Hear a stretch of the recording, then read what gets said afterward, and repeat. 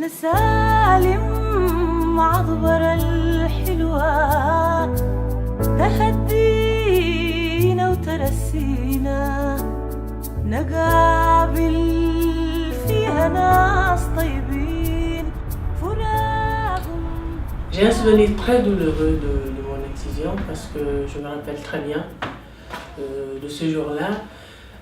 J'ai été amenée avec ma grand-mère, par la complicité de ma maman. Donc j'ai été avec ma grand-mère. Un jour, elle a décidé de me faire exciser et donc j'étais pas toute seule. J'étais avec d'autres jeunes filles dont des amies et d'autres filles du village voisin.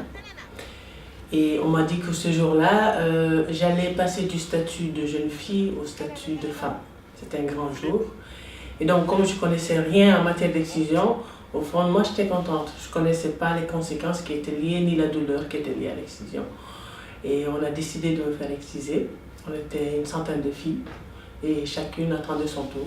Et donc, moi, j'attendais mon tour. Et pendant que j'attendais mon tour, j'entendais celles qui étaient passées avant moi crier, des cris. Et moi, j'étais là, figée.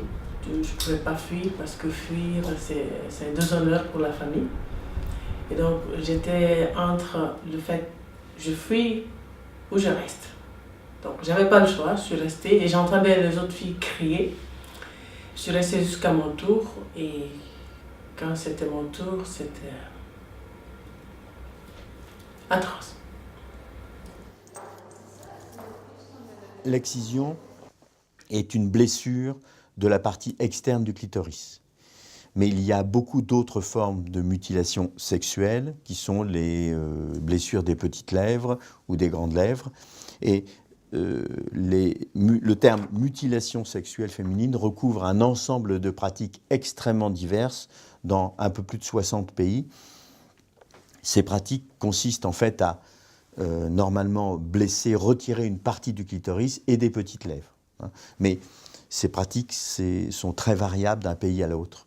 Il y a deux grands types de mutilation génitale féminine. La plus fréquente, c'est l'excision, où on a coupé le clitoris et les petites lèvres. La deuxième forme, c'est l'infibulation. Ici, on a non seulement coupé les petites lèvres et le clitoris, mais en plus, on a cousu le sexe de la femme avec du gros fil ou des épines d'acacia pour laisser un tout petit orifice pour le sang des règles ou les urines. Malheureusement, j'ai été encore réexcisée. J'ai dû subir cette douleur une deuxième fois. Et là, c'était à l'âge de 15 ans. Lors d'un retour dans mon village pendant les grandes vacances, et ma grand-mère a décidé de terminer le travail qu'elle a déjà commencé parce qu'elle trouvait que la première excision était mal faite. Donc, elle a décidé de me réexciser pour une deuxième fois. Et là, j'ai failli laisser ma vie parce que lors de cette deuxième réexcision, on m'a coupé une veine. Et je suis restée sur place, il y avait une hémorragie énorme, j'ai perdu connaissance et je me suis levée à l'hôpital. L'une des modifications des pratiques, c'est de faire pratiquer non plus par des exciseuses traditionnelles les mutilations, mais par des médecins, des membres du corps médical. C'est ça la mutilation, la médicalisation. Et ça, c'est dramatique, parce que ça pourrait être considéré comme mieux fait, moins de douleur. En fait, quand on voit, et moi j'ai opéré des milliers de cas et plusieurs centaines de cas de mutilation faites par des médecins, c'est plus grave par des médecins. Parce qu'un médecin, du fait, il va utiliser son art, son métier et ses connaissances pour éviter des vaisseaux. Donc il peut aller plus profond. En fait, il peut faire des blessures beaucoup plus graves du fait de sa connaissance. Donc, sur le plan factuel, la médicalisation ou la pratique, par exemple, de ces mutilations par des infirmières ou des sages-femmes plutôt que par des exciseuses, dans mon expérience, ça aggrave les choses et ça ne va pas les rendre plus bénignes. La deuxième chose qui est extrêmement choquante, c'est d'utiliser l'art médical, pas pour du soin, mais pour une pratique que nous considérons comme criminelle. Donc c'est dramatique.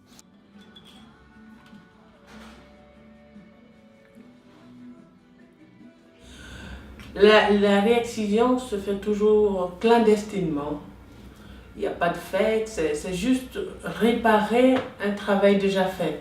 Donc, ils trouvent que, enfin, c'est très commun, mais on n'en parle pas souvent. D'où le fait que l'excision, parfois, on dit que ça n'existe pas. Ça existe bel et bien, mais c'est juste que ce n'est pas accompagné de fêtes, ni de cérémonies. Donc, du coup, on a du mal à savoir qu'elle existe. Elle existe bel et bien.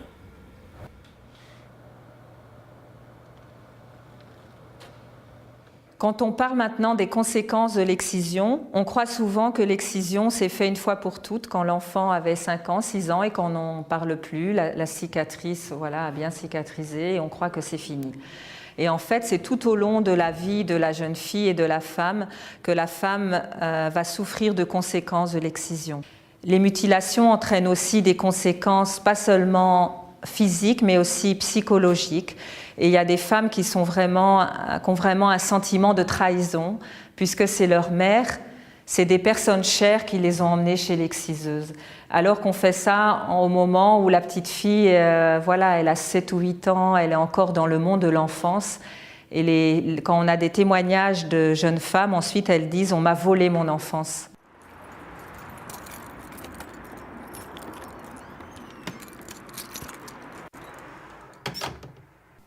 Because for me, whatever happened to me can never turn it back. My grandmother, even if I ask 1,000 questions, she cannot help me anymore. It cannot disappear. The pain will remain forever. The tooth will be staying with me. Always when I get problem or when I have my period, I think about it. But why do we have to risk a girl who born and raised in this beautiful world in 21st century that we allowed to go through this pain, horrible, and nightmare?